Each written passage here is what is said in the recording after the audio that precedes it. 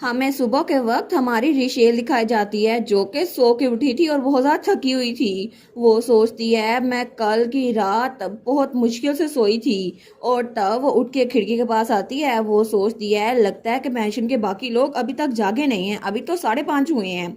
लेकिन दरवाजे पे वो दस्तक और आवाजें वो बंद हो गई हैं। तो वो सोचती है आखिर वो सब कब चले गए, मैं अभी भी काम डाउन नहीं हो सकती। तो तब वो बाहर निकलते हुए सोचती है मे भी मुझे मॉर्निंग वॉक करनी चाहिए, शायद इससे मेरा माइंड क्लियर हो जाएगा। तो तब वो बाहर गार्डन में आ गई थी जहाँ पे हमेशा की तरह बहुत सारे रोजेस थे। तो तब वो वहां पर वॉक कर रही थी। वो सोचती है सच में यहाँ पर जो रोजेस है ना इस पूरे मेंशन में, ये तो डिफरेंट वैरायटी के हैं। इनमें से अक्सर तो मैंने कभी भी नहीं देखे और इन रोज का साइज तो कुछ ज्यादा ही बड़ा है। और इनकी सेंट भी बहुत ज्यादा स्ट्रॉन्ग है और इनका कलर बहुत ज्यादा डीप है। पता नहीं मुझे कहीं और ऐसे रोज देखने को मिलेंगे या फिर नहीं। लेकिन तभी वहां पर वो लैंप की तरफ देखती है जहां पर कल रात उसको वो मेड नजर आई थी। तो वो वहां पर आती है और वहां से अपनी खिड़की को देखती है। वो सोचती है यहाँ पर कल मुझे कुछ शेडोज नजर आ रही थी, लेकिन तब वो कहती है वो तो डेफिनेटली इंसान नहीं थे। तो तभी उसके पीछे कोई आता है। वो कहता है कौन इंसान नहीं थे। तो रिशेल वो पीछे मुड़कर देखती है और तभी वो वहां से नीचे गिरने लगती है, लेकिन जो कोई भी था वो उसको पकड़ लेता है। वो कहता है मुझे माफ कीजिएगा, मैं आपको डराना नहीं चाहता था, क्या आप ठीक हैं? तो रिशेल कहती है मिस्टर वाल्टर। और वहां पे रोजर्स था जिसने उसको गिरने से बचा लिया था। वो कहता है माय लेडी आप ठीक तो है ना, मुझे माफ कीजिएगा कि मेरी वजह से आप थोड़ा शॉक हो गई। वो कहती है नहीं नहीं मैं ठीक हूँ थैंक यू। वो कहता है आप अभी तक मुझे रोजर्स कह के नहीं बुला रही, पता नहीं कब आप और मैं क्लोज हो जाएंगे। तो हमारून कहती है नहीं नहीं मैं आपको बुला सकती हूँ, मेरा मतलब है कि ये कहना थोड़ा ऑकवर्ड हो जाएगा। तो तब रोजर्स हंसता है। वो कहता है मैं तो मजाक कर रहा था मिस हावर्ड। वेल ये ठीक है, आपका जब दिल करे आप मुझे तब कह सकती हैं, मैं इंतजार कर सकता हूँ। तो वो सोचती है ये तो पूरे मेंशन में इकलौता इंसान लगता है जो मुझे बिल्कुल रियल इंसान लगता है। वैसे भी इसने पिछले पूरे महीने में मेरी बहुत ज़्यादा हेल्प की है और ये तो मेरी तरफ काइंडली अप्रोच करता है और इसकी स्माइल बहुत ज़्यादा वार्म है। और कभी कभार तो ये छोटे मोटे जोक्स भी करता है। अगर ये इसके लिए ना होता तो फिर मैं यहाँ पर बिल्कुल एडजस्ट ना कर पाती, लेकिन कभी कभार इससे मुझे थोड़ा सा अजीब महसूस होता है। तो तब रोजर्स कहता है क्या आपने कहा आपने कोई इंसान नहीं देखा, वो कैसा लगता था? तो हमारी रिशेल कहती है वेल ये तो बस मैंने कल रात यहाँ इस लाइट के पास किसी को देखा था, मुझे बस उसकी शेडो नजर आ रही थी, मुझे लगा था वो इंसान नहीं है। तो वो कहता है अच्छा फिर कोई बिल्ली होगी, लेकिन मुझे लगता नहीं है कि मेंशन में इस तरह के फ्रीक्वेंट विजिटर्स आते होंगे। वो सोचती है इसको मैं क्या बताऊं, लेकिन तब वो कहता है बार्टन में नाइट बहुत ज्यादा नॉइजी होती है, आपको नहीं लगता? तो हमारी रेशेल वो सोचती है क्या अचानक से ये रात का जिक्र क्यों कर रहा है, क्या इसको बार्टन के रूल्स नहीं पता कि जो कुछ हो जाए हमें उसके बारे में दोबारा बात नहीं करनी? वो सोचती है मिस्टर रोजर्स ये तो हमेशा की तरह काइंड और जेंटल है, इतने ज्यादा कि मैं चाहती हूँ मैं इन पर ट्रस्ट करूँ, लेकिन कभी कभार ये मुझे एक अजीब सी सेंस ऑफ अनईज देते हैं। जैसे कि अभी वो कहती है अच्छा ऐसी बात है, लेकिन मैं तो आधी रात से पहले ही सो जाती हूँ, मुझे नहीं पता। वो कहता है अच्छा ये तो अच्छी बात है क्योंकि आपका लाइफस्टाइल बहुत ज्यादा हेल्दी है, मैं विश करता हूँ कि मास्टर एलन भी आपके एग्जाम्पल को फॉलो करें। तो रिशेल कहती है क्या मतलब मास्टर एलन, क्या उनको सोने में मसला होता है? वो कहता है जी उनको थोड़ा सा इंसोम्निया है, इसकी वजह से वो सो नहीं पाते। तो हमारी हीरोइन वो कहती है फिर तो उनके लिए बहुत ज्यादा एग्जॉस्टिंग होगा ना, ये तो सीरियस मसला है। तो रॉजर्स कहता है ये इसलिए है क्योंकि यंग मास्टर बहुत ही ज्यादा जिद्दी हैं और वो तो मेरे लिए बहुत बड़ा मसला है। तो हमारी हीरोइन सोचती है क्या क्या इसने अभी कहा कि वो मेरे लिए मसला है, लेकिन तब वो कहता है यहाँ पे रोजेस की सेंट सुबह को बहुत ज्यादा खूबसूरत बना देती है, आपको नहीं लगता? तो तब उसकी तरफ हाथ बढ़ाते हुए कहता है क्या आप मेरे साथ वॉक पे चलेंगी मिस वाल्टर? और तब वो स्माइल कर रहा था। वो कहता है अगर हो सके तो मैं आपके साथ वॉक करना चाहता हूँ, मुझे बहुत ज्यादा खुशी होगी। लेकिन हमारी हीरोइन वो कहती है मैं आपकी इस ऑफर को अप्रिशिएट करती हूँ मगर अब मुझे चलना चाहिए, मुझे मिस पैनी और मास्टर नीरू को मॉर्निंग के लिए तैयार करना है। वो सोचती है एक और रीजन जिसकी वजह से मुझे मिस्टर रोजर वाल्टर्स वो अनईजी करते हैं, क्योंकि रोजर्स तो बहुत ही ज़्यादा काइंड है, क्योंकि बार्टन में बाकी स्टाफ के मुकाबले में ये बहुत ही ज़्यादा काइंड है, जो चीज़ मुझे चुभती है। तो रिशेल उसको मना करते हुए कहती है मैं खुद ही चली जाऊंगी। वो कहता है फिर मैं आपको आपके कमरे में छोड़ दूं? तो हमारून कहती है नहीं नहीं, ये ज़्यादा दूर नहीं है। वो कहता है प्लीज़ मना मत करे, मैं भी उस तरफ ही जाने वाला था। तो हमारी हीरोइन सोचती है इसको मना करना बहुत ही ज़रा मुश्किल है, लेकिन तभी वहां से उसे किस चीज़ की आवाज़ आती है। वो कहती है बस 1 मिनट रुके। तो तब वो पीछे देखती है, रोजर्स कहता है क्या हुआ है? तो वहां पे पैनी और नीरू बाहर आके फिर से मट्टी में खेल रहे थे। वो कहता है वहां पर तो मिस पैनी और मास्टर नीरू नहीं है।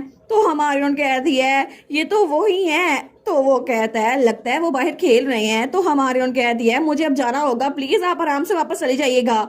और तब वो पैनी और नीरू के पीछे भागती है। तो पीछे से रोजर्स कहता है रुके सही मिस हावर्ड।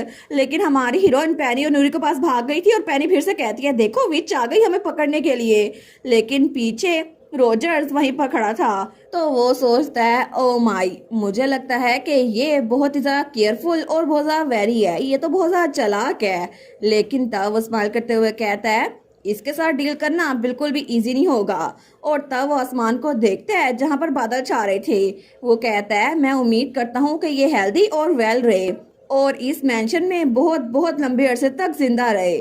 और तब थोड़ी देर बाद उस बारिश की वजह से हमारी हीरोइन, उसको तो जुकाम हो गया था, वो तो बेचारी उसको बुखार भी हो रहा था। वो सोचती है ये सच में इजी नहीं था। जब मैं बच्चों को लेकर आ रही थी ना तो बारिश में मैं और बच्चे दोनों ही भीग गए। मैंने उन दोनों को नहला तो दिया, लेकिन फिर भी मुझे पहले लगा था मुझे सर्दी हो रही है, लेकिन अब तो मुझे बुखार भी हो गया है। चलो अच्छी बात है कि बच्चे ठीक है। तो क्या मुझे जाकर डॉक्टर को चेक करना चाहिए? क्या पता कोई डॉक्टर यहाँ पर हो। और मेरे बुखार के ज्यादा बढ़ने से अच्छा है कि मैं पहले ही मेडिसिन ले लूं। लेकिन तब वो आगे जा रही थी तो तब वहां पर कोई भी नहीं था। वो सोचती है क्या मैं यहाँ नीचे जाऊं? तो वो सीढ़ी से नीचे उतर रही थी। तो वो सोचती है अगर मैं मैडम ओटिस के पास गई तो मुझे कुछ भी अच्छा सुनने को नहीं मिलेगा। अगर ऐसा ही है तो मुझे बटलर के पास जाना चाहिए। तो वो बटलर के पास आई थी। बटलर कहता है गुड आफ्टरनून मिस हावर्ड। और तब वहां पर कुछ काम कर रहा था। वो कहता है क्या आपको कुछ चाहिए? तो रिशेल कहती है मिस्टर फ्रेडरिक आप तो हमेशा की तरह बहुत अच्छे हैं। वो सोचती है मैं जब भी इनसे पहली बार मिली थी ना तब ये स्माइल कर रहे थे। वो कहती है मिस पैनी और मास्टर नीरू वो बारिश में भीग गए हैं। तो तब वहाँ बटलर कटलरी वाली नाइफ उसको साफ कर रहा था। तो हमारी हीरोइन कहती है क्या रेजिडेंट डॉक्टर कोई है? मैं उसको मिलने के लिए आई हूँ, मुझे लगता है हमें चेकअप की जरूरत है। तो बटलर कहता है एक डॉक्टर? तो हमारी हीरोइन कहती है जी एक डॉक्टर। क्या यहाँ बार्टन में कोई डॉक्टर नहीं है? तो तब बटलर उसकी स्माइल वो बंद हो गई थी। वो कहता है बार्टन में कोई भी पेशेंट नहीं है। तो हमारी हीरोइन वो डर गई थी। उसके हाथ में जो रुमाल पकड़ा था वो उसको और जोर से पकड़ लेती है। वो कहती है फिर अगर ये पॉसिबल हो सके तो क्या आप एक डॉक्टर को बुला सकते हैं? अगर बार्टन में कोई बीमार पड़ गया तो फिर क्या होगा? वो सोचती है मुझे स्माइल करनी होगी, मुझे नेचुरली पोलाइटली स्माइल करनी होगी। तो फिर से बटलर कहता है बार्टन में कोई भी बीमार इंसान नहीं है। तो हमारी उन कहती है लेकिन ओटिस फैमिली, उनके लिए कोई रेजिडेंट फिजिशियन तो होगा ना। और तब उसका बुखार बहुत ज्यादा बढ़ रहा था, उसको तो चक्कर आ रहे थे, ऊपर से उसका स्ट्रेस। वो सोचती है मैं अब क्या करूं, आखिर दोबारा सांस कैसे लूं? तो तब वो कहती है अगर लेडी ओटिस वो बीमार हो गई तो फिर। लेकिन वो बटलर वो उस चाकू को साफ करते हुए फिर से कहता है बार्टन में कोई भी इंसान बीमार नहीं पड़ता। और ये बात उसने एक बार फिर से रिपीट की थी। तो हमारी हीरोइन वो कहती है ठीक है मैं समझ गई, थैंक यू आपकी एक्सप्लेनेशन के लिए। तो तब बटलर वो भी स्माइल करता है। वो कहता है ठीक है अगर आपको मेरी दोबारा हेल्प चाहिए हो तो प्लीज मुझसे मिलने आ जाइएगा मिस हावर्ड। हमारी उन कहती है जी। और तब वो कमरे से बाहर निकल आई थी। लेकिन जैसे वो बाहर निकली थी ना वो सोचती है उसने 3 बार एक ही लाइन रिपीट की बार्टन में कोई भी पेशेंट नहीं होता। तो इसका क्या मतलब है? ये तो बिल्कुल ऐसा था जैसा वो मेड जब अजीब सी हरकतें कर रही थी तब कह रही थी। उसकी टोन, उसका मैनर ऑफ स्पीकिंग सब एग्जैक्टली वैसा ही था। तो तब हमारी हीरोइन, उसको तो बुखार हो रहा था। वो सोचती है मैं क्या करूं, क्या सच में मैंने एक इंसान से बात की? लेकिन मुझे तो ठंड भी बहुत ज्यादा लग रही है। और आखिर इस मेंशन में हो क्या रहा है? नहीं, मुझे इस बारे में नहीं सोचना होगा, मुझे जाकर कोई मेडिसिन ढूंढनी होगी। तो तब वो सीढ़ियां चढ़ने लगती है। लेकिन उसको चक्कर आ रहे थे। तो तब वो सोचती है मुझे अपने साथ इमरजेंसी मेडिसिन रखनी चाहिए थी। यहाँ पर अपनी बॉडी का ख्याल मुझे खुद ही रखना था, लेकिन क्या मेडिसिन वो भी एक फूड की तरह काउंट होती है? क्या इमरजेंसी मेडिसिन इस मेंशन में कहीं होगी? क्या मैं हेडमेड से पूछूं? तो तब वो ऊपर बढ़ रही थी, फिर भी वो सोचती है मुझे चक्कर आ रहे हैं, लेकिन अगर मैं हेडमेड के पास गई और उन्होंने भी यही बात की तो फिर मैं क्या कहूंगी? और तब वो फिर से ऊपर आ रही थी, तभी उसके पीछे एक मेड आती है जो कि पिछली बार से थोड़ी अलग थी। वो कहती है हेलो। तो हमारी उन कहती है हेलो। वो सोचती है इसने मुझे डरा ही दिया। तो तब वो उसको हेलो बोल के आगे जा रही थी। वो सोचती है ये हमेशा की तरह ही होगा, लेकिन तब वो मेड फिर से कहती है हेलो, और इस बार वो उसके सामने आ गई थी और उसकी आंखें भी ब्लैक हो चुकी थी। तो हमारी हीरोइन डर गई थी।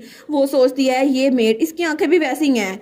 तो तब वो मेड आगे बढ़ती है और उसकी तरफ हाथ बढ़ा रही थी, और तभी वो उसका हाथ पकड़ लेती है। वो कहती है हेलो। तो हमारी हीरोइन डर गई थी। वो सोचती है आखिर इसके साथ मसला क्या है? क्या मैंने स्माइल करके इससे ग्रीट नहीं किया, इस वजह से ये ऐसा कर रही है? लेकिन तब वो कहती है प्लीज मुझे जाने दो। तो तब उसको तो चक्कर आई जा रहे थे। वो सोचती है मेरा दिमाग खराब हो रहा है, मैं तो अभी अपने होश में भी नहीं हूँ, आखिर मैं इसे छुटकारा कैसे हासिल करूँ? और तब वो अपना हाथ छुड़वाई जा रही थी। वो सोचती है मैं उम्मीद करती हूँ कि ये ख्वाब हो, लेकिन वो मेड उसी की तरफ बढ़ रही थी। वो कहती है हेलो, और वो बार बार एक ही लफ्ज दोहरा रही थी, हेलो हेलो हेलो। और तब वो हमारी हीरोइन के पास आती है और अपना मुंह एक साथ ही खोलती है, और तब हमारी हीरोइन आंखें बंद कर लेती है। वो सोचती है ये जरूर कोई नाइटमेयर होगा, है ना? जब मैं अपनी आंखें खोलूंगी तो मैं उम्मीद करती हूँ मेरे फादर वहां पर हो। लेकिन तभी जब वो मेड हमारी हीरोइन पे हमला करने ही वाली थी, तो पीछे से कोई आते हुए कहता है अभी तो रात भी नहीं हुई और तुम लोग का पागलपन अभी से शुरू हो गया। तो पीछे एलन खड़ा था। तो वो मेड जब उसकी आवाज सुनती है तो तब हमारी हीरोइन और वो मेड दोनों इस तरफ देखती हैं। तो वो मेड वो थोड़ा शांत हो गई थी और हमारी हीरोइन को छोड़ के वहां से जाने लगती है। लेकिन तभी हमारी हीरोइन, उसको चक्कर आ रहे थे और वहां से नीचे गिरने लगती है। तो एलन जल्दी से आकर उसको पकड़ लेता है। वो कहता है टीचर आप ठीक तो है ना, आखिर आपके साथ क्या हुआ है? लेकिन एलन ने हमारी हीरोइन को पकड़ लिया था, उसको नीचे गिरने से बचा लिया था, लेकिन उसकी शॉल नीचे गिर गई थी। वो सोचती है इसकी आंखें ये तो ब्लू हैं। तो तब एलन उसका बुखार चेक करते हुए कहता है आपको तो बुखार हो रहा है। तो हमारी कहती है सॉरी। वो कहता है माफी मांगने की कोई जरूरत नहीं है, मुझे फॉलो करे। और तब उसका हाथ पकड़कर उसको एक कमरे में लेके जा रहा था, और थोड़ी देर बाद वो लोग उस कमरे में आ गए थे जो छोटा सा कमरा था। वो कहता है प्लीज वहां पर जाकर बैठ जाए, मैं आपके लिए मेडिसिन लेकर आता हूँ। तो हमारी हीरोइन सोफे पे जाकर बैठ गई थी। वो सोचती है ये छोटा सा कमरा, क्या ये कभी एग्जिस्ट करता था? मैंने तो इसको कभी नहीं देखा। लेकिन तभी एलन वो वहां से कुछ मेडिसिन निकाल के ले गया था उसके पास। वो कहता है ये ले। तो हमारा सोचती है ये क्या है? तो वो कहता है ये फीवर रिड्यूसिंग मेडिसिन है और ये कफ मेडिसिन है, आपको इन दोनों में से कोई भी लेनी पड़ेगी। मैं कोई डॉक्टर नहीं हूँ इसलिए मैं श्योर नहीं हूँ, लेकिन ऐसा लगता है कि आपको बुखार के साथ साथ नजला भी है, तो आपको पहले बुखार की मेडिसिन लेनी पड़ेगी। और तब वो फर्स्ट एड किट खोल रहा था। तो हमारी हीरोइन मेडिसिन को खोलती है। वो कहती है थैंक यू मुझे मेडिसिन देने के लिए। तो तब एलन कहता है आपका बाजू। तो हमारी हीरोइन कहती है क्या? तो वो जल्दी से आगे होता है और उसका बाजू पकड़ता है। वो कहती है ये तुम क्या कर रहे हो? लेकिन तभी वो उसका बाजू थोड़ा ऊपर करता है, तो तब वहां पर उस मेड के हाथ पकड़ने की वजह से चोट लगी हुई थी। तो हमारी हीरोइन कुछ नहीं बोलती। तो एलन कहता है मेरे पास इस कमरे में सिर्फ इमरजेंसी मेडिसिन है, और तब वो पट्टी खोलता है और उसके हाथ पे बांध देता है। वो कहता है क्योंकि बार्टन में कोई भी बीमार नहीं पड़ता, इसी वजह से मैंने यहाँ पर ये मेडिसिन छुपा के रखी हुई है।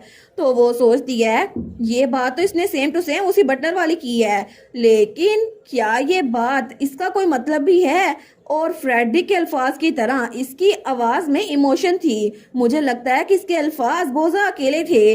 ऐसा लगता है कि ये भी बीमार पड़ता है और इसने अपनी मरहम पट्टी खुद ही की है। तो तब हमारी हीरोइन सोचती है क्या इसका मतलब है जब भी इसे चोट लगती है ये अपने जख्मों को यहीं पर ट्रीट करता है?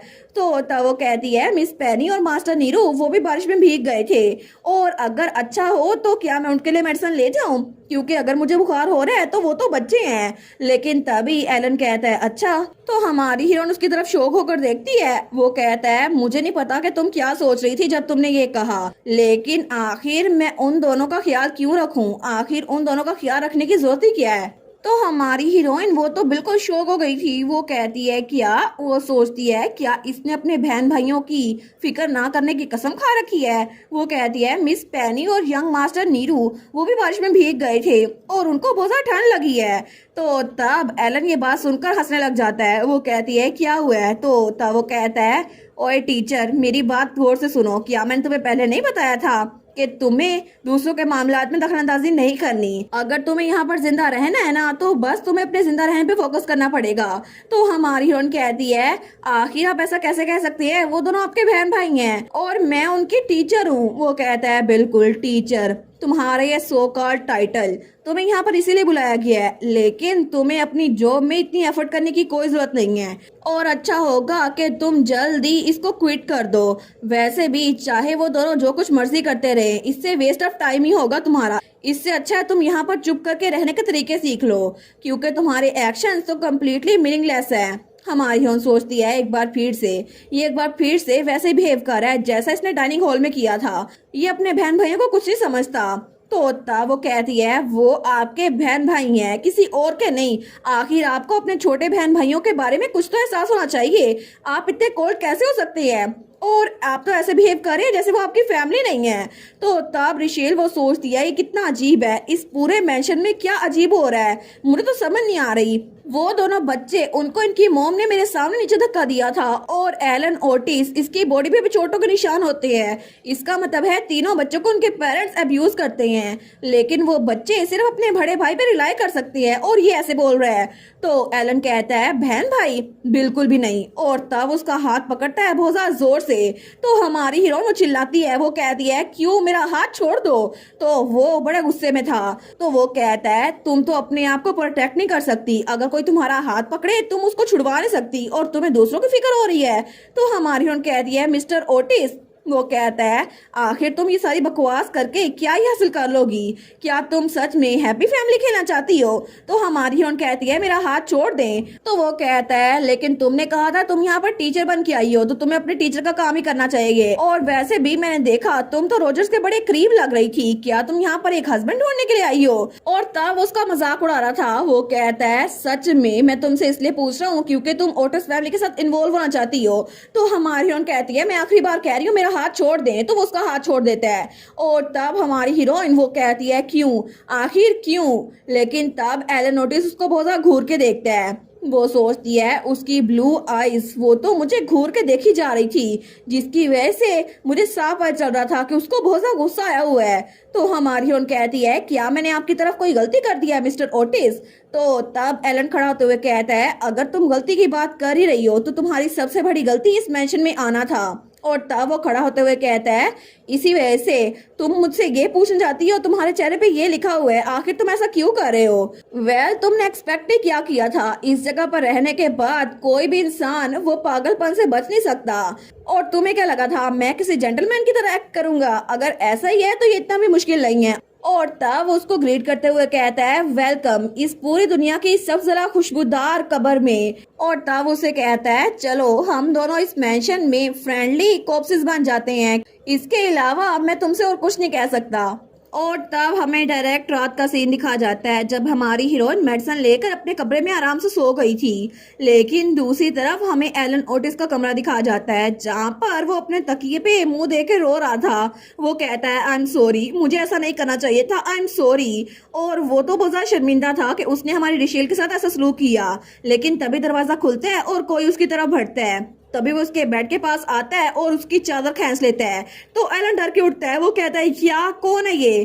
तो तभी वहां पर जो कोई भी था ना वो उसको देखता है और उसका मुंह खोल के उसके मुंह के अंदर अपना हाथ डालता है। और वो जो कोई भी था वो उसका मुंह चेक कर रहा था। तो एलन ओटिस उसको बहुत ज्यादा खांसी आ रही थी, तभी वो उसका मुंह छोड़ता है और थोड़ा पीछे होता है। तो तब एलन उसको बहुत ज्यादा घूर के देखता है। वो कहता है रोजर्स। तो वहां पर रोजर्स वाल्टर था जो कि उसका टीचर था। वो कहता है मेरे क्यूट एलन। और तभी वो आगे होता है और एक बार फिर से एलन का मुंह पकड़ लेता है और उसकी जुबान अपने हाथों में लेता है।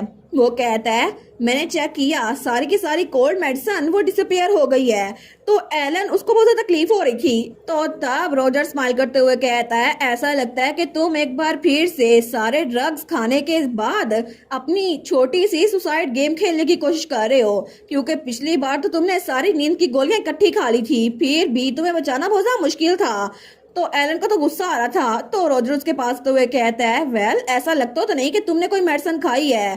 तो एलन कहता है मैंने तुम्हें बताया था ना। तो तभी उसका मुंह छोड़ देता है। वो कहता है चलो फिर तो अच्छी बात है, वैसे भी आजकल तो तुम बहुत ज्यादा बिगड़ते जा रहे हो। लेकिन एलन वो खांस रहा था। तो तब रॉजर्स कहता है क्या तुम फिर से चाहते हो कि मैं तुम्हें तुम्हारे बेड के साथ बांध दूं?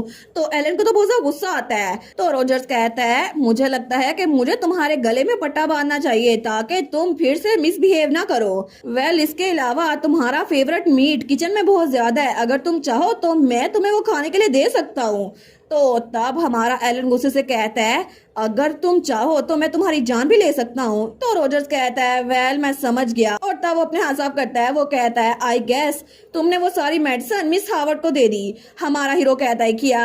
रॉजर्स कहता है मिस हावर्ड को पहले बुखार लग रहा था, लेकिन उनका बुखार तो बहुत जल्दी उतर रहा है, ऐसा लगता है तुमने वो मेडिसिन उन्हीं को दी थी। और तब वो रुमाल उसके सर पे रखते हुए कहता है तुमने ऐसा ही किया है ना? तो तब एलन को तो गुस्सा आ रहा था। वो कहता है तुम्हें पता था फिर भी तुमने मेरे साथ ये सब कुछ किया। तो रॉजर्स कहता है क्या तुम्हें अपनी वेकअप कॉल पसंद आई एलन? वेल मैं तो तुम्हारी तारीफ करूंगा क्योंकि तुम मिस हार्वर्ड के साथ बहुत ज्यादा काइंड हो, अपना ये हार्ड वर्क जारी रखना। तो एलन कहता है बकवास करना बंद करो। लेकिन तभी रॉजर्स आगे आता है और कहता है मैं तो सिर्फ इसलिए कह रहा हूँ क्योंकि तुम बाहर से जितना मर्जी टफ एक्ट करो, जब भी बाटन में कोई आता है ना तुम छुप के उसकी हेल्प करने की कोशिश करते रहते हो। तुम्हें लगा था कि मुझे पता नहीं होगा। और तब उसके पास आके उसका चेहरा पकड़ते हुए कहता है मेरे क्यूट और जेंटल एलन। लेकिन तभी वो उसकी गर्दन पकड़ लेता है और उसकी गर्दन दबा रहा था। तो तब एलन को तो सांस लेना मुश्किल हो रहा था। तो रॉजर्स कहता है चाहे तुम जितना मर्जी ट्राई कर लो, आखिर में ये सब कुछ यूजलेस ही है। तुम अपने आप को बचा नहीं सकते, तुम किसी और को बचा नहीं सकते, और तुम कभी भी किसी की हेल्प नहीं कर सकते। तो रॉजर्स कहता है तुम्हारा बस एक ही काम है, तुम्हें अपनी इस ब्लड लाइन को जारी रखना है, क्योंकि तुम जब से पैदा हुए ना तुम्हारे लिए बस एक ही काम बच गया है। और तब वो बड़ी क्रीपी से स्माइल करते हुए एलन का गला दबा रहा था। तो तब वो उसका गला दबाते हुए कहता है इसी वजह से एक अच्छे बच्चे बनकर वैसा ही करो जैसा कि मैं कह रहा हूँ, क्योंकि एग्जैक्टली तुम्हें यही करने के लिए जिंदा रखा गया है। और इसी के साथ ये वाला पार्ट यहीं पर ख़त्म। तो आप लोग बताइएगा आप लोग को ये पार्ट कैसा लगा, और वीडियो को लाइक और चैनल को सब्सक्राइब लाजमी कीजिएगा। बाकी वीडियोस का लिंक भी स्क्रीन पर नज़र आ रहा होगा, तो काइंडली उनको भी चेकआउट कर ले। और thank you so much for watching my videos. Stay safe, bye bye.